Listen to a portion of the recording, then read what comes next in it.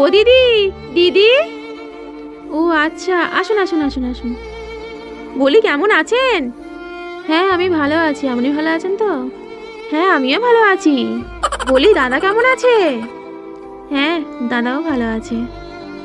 তা বলি দিদি, ছেলের কি খবর? ছেলে ছেলে আমার ভালোই আছে।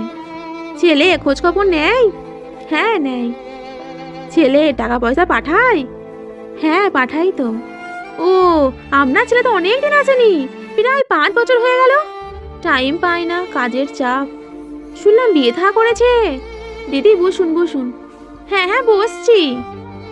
দিদি একটু চা খান। বলি বেশি মিষ্টি দেননি তো? না না, অল্প করেই দিয়েছি।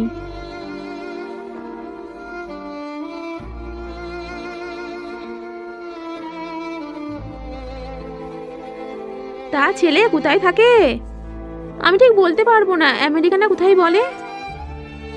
ও, নিজের ছেলের খবর নিজে জানেন না? না আমি জানি তো, ভুলে গেছি। ছেলের বিষয়ে আর কত চাপা দেবেন। আর দিদি কি বলি, ছেলের কথা নিন্দা করা যায়? আমি ভাবতেও পারিনি যে আমার ছেলে এরকম করবে। আমি কত কষ্ট করে আমার গয়নাগাটি, জমি জায়গা সব বিক্রি করে ছেলেকে পড়াশোনা শেখালাম বিদেশে। সেইখানে বিদেশি মেয়ে পেয়ে বিয়ে করে সেটেল হয়ে গেল। আর বাপ মায়েরও খোঁজ খবরও নেয় না, ফোন করলেও ধরে না। আর কি করতেই বা নেবে? মূর্খ সূর্খ মানুষ, অজ পাড়াগায়ে থাকি, কিচ্ছু বুঝি না, দেখতে খারাপ, ঘরবাড়ি খারাপ। আমার ছেলে বউ কী করে থাকবে বলো? আমার বেটা খুব ভালো, দিন আনি দিন খাই, হলে কি হবে? আমরা খুব শান্তিতে আছি। আমার বেটার বউও খুব ভালো হয়েছে। ওই জন্যই বলে গো দিদি, ছেলেদেরকে আগে থাকতে সবকিছু দিয়ে দিতে নেই। আচ্ছা। আপনিও ভুল করেছেন।